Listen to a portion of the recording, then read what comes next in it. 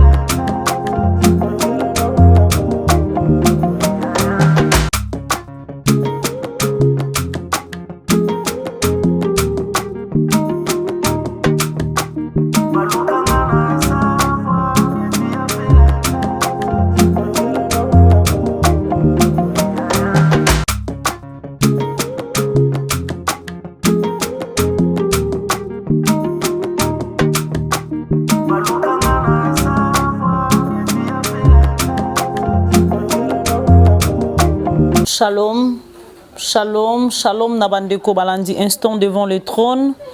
Émission Ezalaka toujours présentée dans votre humble servante dédiée, la sœur Priska Mbouzi. Bisika Ezwami Bino, Nzambalola A Pambola Bino. Lolenge na mesana koloba, comme David à sa fuite devant Absalom. Ô Éternel, que mes ennemis sont nombreux, quelle multitude s'élève contre moi. Mais toi, ô Éternel, tu es mon bouclier, tu es ma gloire, tu es ma force, et tu relèves ma tête. Tu relèves ma tête. Bien-aimé Nzambe soka lobia fongolo miswata lisayo identité entourage na yo. Peut-être kobanda ko banga na ko mela mai même ata et pas ya voisin. Nzambe na biso abundela kabiso parfois bitumba mususu abimisi biso balongi mais sans que akende kotalisa biso identité abato baza zinga na biso. Azan Nzambe moko bolingo atika kate makama ezala partage ya bana na ye a permettre kate molili et continuer ko régner likola vie ya bana na ye abunda kato surtout qui esi to bimi balongi mais biso tende to bundi to lobi amen. C'est un Dieu merveilleux, un Dieu puissant, un Dieu bon. Azanzambe moko bolingo, pe azanzambe ya kotika te ya kokanga manaye kino na suka. Amen. L'Éternel Dieu merveilleux. Alors sans plus tarder na linga kito kanga miso na biso to sambela. Bien-aimé, azoe bisabaye kolina Luc chapitre 18 le verset 1er. Alobi bo sambela pe bo lembate. Bien-aimé, combat na vie à moi Nzambe sila ka mokola kufi. Aussi longtemps na sena mokilo zo bunda pour ko réussir, Satana kotika ka vino kimiate. E sengeli na yo mwana Nzambe ozala mutu alo sambo. Ozala moto oza assudi, oza assise na vie de prière. Mais ceux qui ozo tambu sa vie na yo superficiellement, diable ko beta bombo na yo lokola pâte ya froma. Lolenga linga ka sala pierre, lokola pâte ya froma. Mais yeso azolo bana sambeli pona yo. Bien-aimé dans le Seigneur, zala moto alo sambo, linga prière, lata prière, tambola na prière. Seigneur, nous te disons merci, tu es roi. Totomboli maboko na biso epai na yo parce que à part yo mosusu azate na bomo ina biso ba oyo tozana moto mosusu akotalela te nkolo tozana moto akoki ko seko pesa kimia na mitema te moto akoki ko bikisa pe ko protéger biso te lokola yo Nzambe.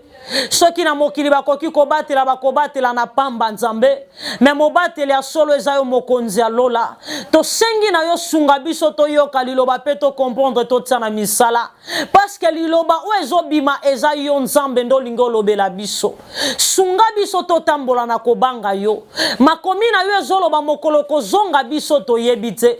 Yawe sunga biso na makasi ya bomoto tokokoka te. Me na lisungia bonzambe na yo tolonga. Na lisungia bonzambe na yo to sala mokano na yo po ete mokola suka to mona yo to bondeli bolokola moto moko tolobi merci Seigneur Jésus-Christ. Amen. Oui, bien-aimés dans le Seigneur, que le Seigneur vous bénisse. C'est votre humble servante de Dieu, la sœur Priska Mbuzi. Temo tolingi tolobela na mokolo alelo na pesho na numbote na pesho susu mbote ezo dépendre na air ozolandelanga soki na tongo bonjour soki olandinga le soir bonsoir soki ozolandanga na minuit je te souhaite bonne nuit. Vraiment que le Seigneur nous bénisse. Bien-aimés dans le Seigneur, nous sommes dans le livre de Jonas. Nous sommes dans le livre de Jonas chapitre 4. Non, dans l'ingito bandana Jonas chapitre 3, le verset 1er, il est écrit la parole de l'Éternel fut adressée à Jonas une seconde fois en ces mots. Lève-toi, va à Ninive, la grande ville, et proclame-y la publication que je t'ordonne. Et Jonas se leva et alla. Jonas se leva et alla à Ninive selon la parole de l'Éternel. Or, Ninive était une très grande ville de 3 jours de marche. Jonas chapitre 4, le verset 1er. Cela de plus fort à Jonas et tu le fis irriter. Implora l'Éternel et tu le dis, ah Éternel, n'est-ce pas que je disais quand j'étais encore dans mon pays? Est-ce que je voulais prévenir en fouillant à Tarsis? Car je savais que tu es un Dieu compatissant, un Dieu miséricordieux, lent à la colère et riche en bonté et qui te répond du mal. Amen. Bien-aimé dans le Seigneur.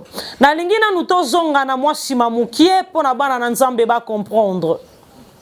Là nous sommes dans le livre de Jonas chapitre 1er. Yesu Masia abengi Jonas, fils d'Amitai, alobi na ye telema kende kotia na Ninive, masumu ya ville wana emati na matoi nanga. Penga nzambe nazo supporter yango te. Loba na bango babongo la motema sino te na koboma bango. Jonas akimi nzambe. Ola kende ne siko nzamba orienta ke Jonas akimi nzamba ke na Ninive. Azoki manzambe na Tarsis. Nzamba lobaki na yake ndekotia na Ninive. Yazoki manzamba ke na Tarsis. Na kokima o Jonas azokima.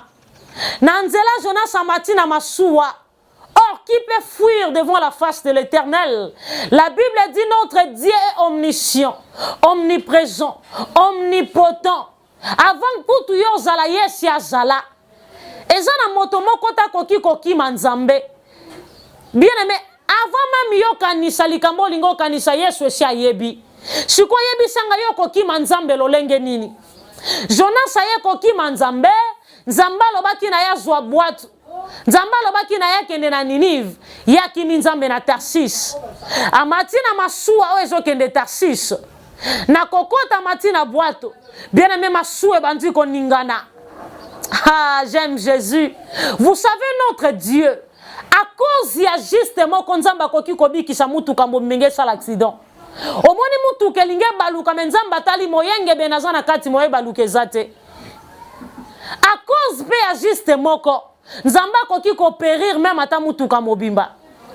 Tala Jonas amati na kati ya masuwa. Na komata mati na kati ya masuwa. Nzamba siliki atindi mopepa makase bandi koningisa masuwa. Ndeti kaka masuwe baluka. Ba komanda balobi non. Banda to banda na musala ona nous tomona mopepa boete. Mais au juste qu'est-ce qui ne va pas? Babandi ko tuna kati na masuwa na nazana likambo mutu. O nga nazali likambo mutu te. Nga nazana nga na problème na mutu te. Bien aimé na moment wana ba kimbangiste bazala ki mutu na mutu abeleli ya yenzambe. Kimbangiste abeleli simo kimbangu. Ba musulman ba implorer Allah. Oyo niyo soza na religion na yebeleli nzambe na ye na moment wana. Parce que boîte masuwa e komi koningana ndete baluka. Babandi ko boaka biloko babwaki ba mungu, babwaki ba biloko. Mon pepezo se calme te balobi non eza likambu mususu.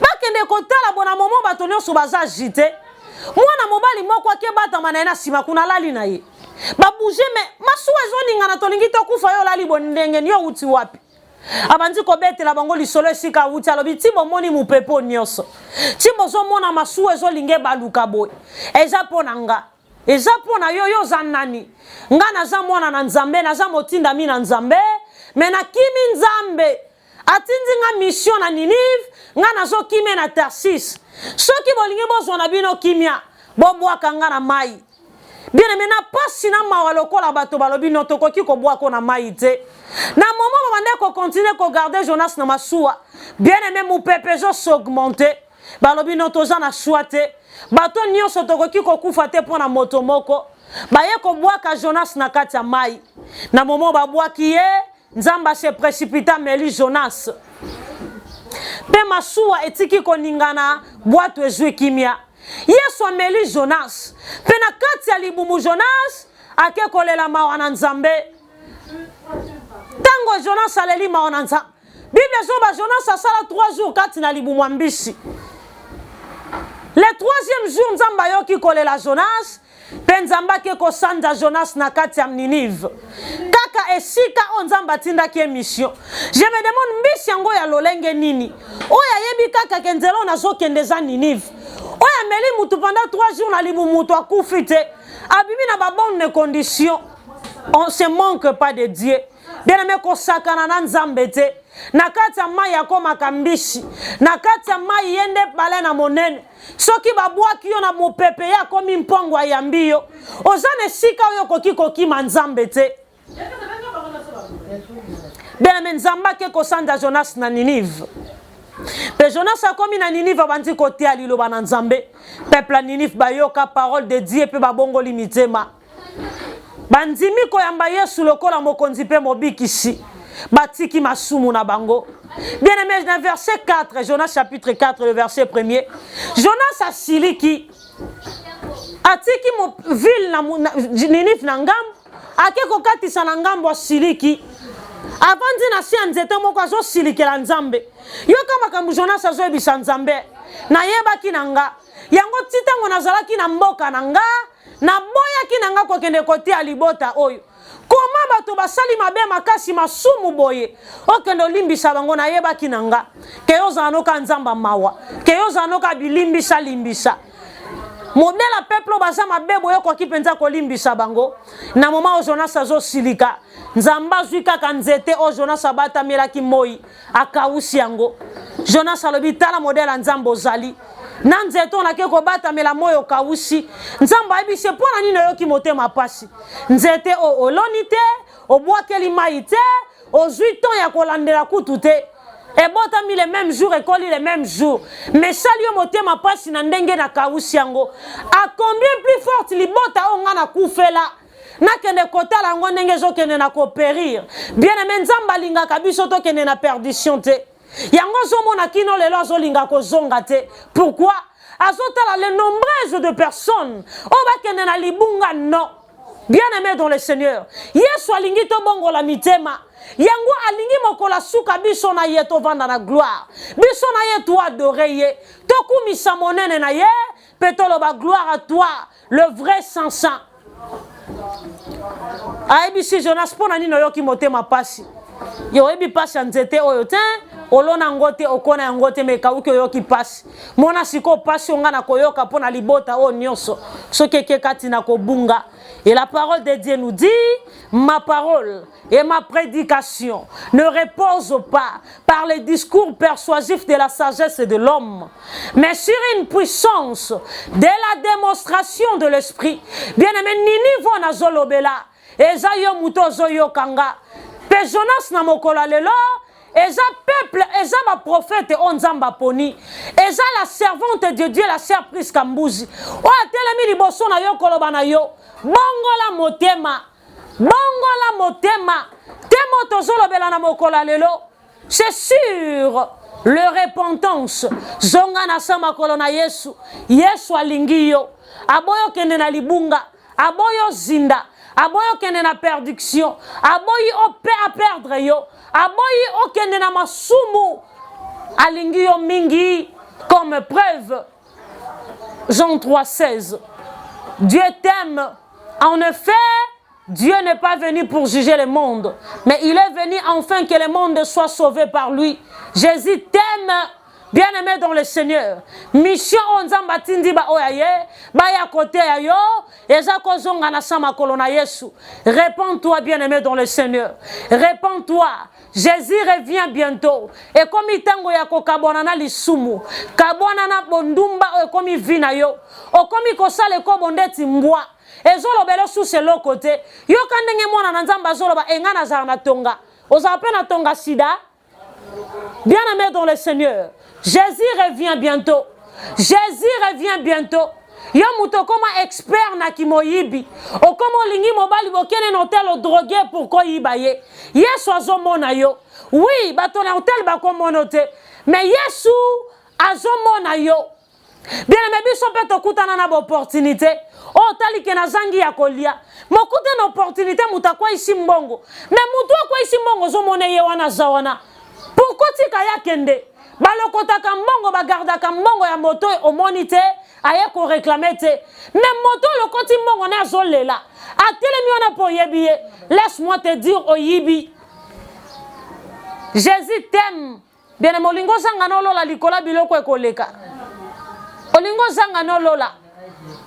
Kunana lola kunana lola oh kunana lola sengo, kunana lola sengo, kunana oh kunana lola kunana lola sengo, kunana lola sengo, kunana lola. Bien-aimé dans le Seigneur, il est grand temps. Yesu alingi yo, Yesu alingi yo, yangwa tindeli yo Jonas, ateya yo, obongola motema, Ninive yo kakili lo bananzambe, e kabona kina mabe, e salaki volonté na nzambe. Pe Yesu alimbisaki masumu na bango. La Bible nous dit, là nous sommes dans le livre des Chroniques, que quand je fermerai les ciels et qu'il n'y aura point de pluie, quand j'ordonnerai aux sauterelles de consumer les pays, si mon peuple, sur qui est invoqué mon nom, s'humilie, prie, cherche ma face, et s'il se détourne de ses mauvaises voies, j'ouvrirai les églises du ciel, même si nos péchés sont rouges comme la cramoisie, moi l'Éternel votre Dieu, je les rendrai plus blanches que la neige. Zongela Yesu, zonga na sama kolona nzambe, Yesu alingi yo, yango atindele Jonas, pona yo muto ozwi grâce, ozwi opportunité, ozwi ngolu, ya koyoka liloba oyo, pe oboyi kotia na misala, un jour Yesu akoyebisa yo, nayebi yo te, nayeba yo te, penatika la koyeba yo te, esengo na yo motozi mokano, ya kotambusa voix na yo, selon ordre na nzambe. Que le Seigneur Dieu te bénisse. Abonnez-vous massivement sur Basse Média Télévision et découvrez de très bonnes choses dans le Seigneur. La chaîne à laquelle nous parlons concernant notre Dieu Jésus-Christ, qui est notre Seigneur et Sauveur. Abonnez-vous massivement, vous ne serez pas déçus. En tout cas, vous allez dessus. Je vous rassure que vous allez dessus. Ici, on parle que de la vérité. On parle que de la vérité. On parle que de la vérité, rien que la vérité. En vérité, je vous l'ai dit, abonnez-vous massivement et vous ne serez pas déçus. En tout cas, beaucoup c'est là parce que yesozo tikala nzambe, yesozo zolokumu, yesozo mata, yesozo tombwama, awa tozo lobelande komo na Yesu, sans flatterie, sans épices et sans soki pilipili na mungwa, mais tozo lobelande bo solo mekati na Yesu. En tout cas, abonnez-vous et vous ne serez pas déçus avec votre humble servante de Dieu, la sœur Priska Mbouzi. Vous ne serez jamais déçus parce que l'Éternel reste roi. Que le Seigneur vous bénisse. À la prochaine.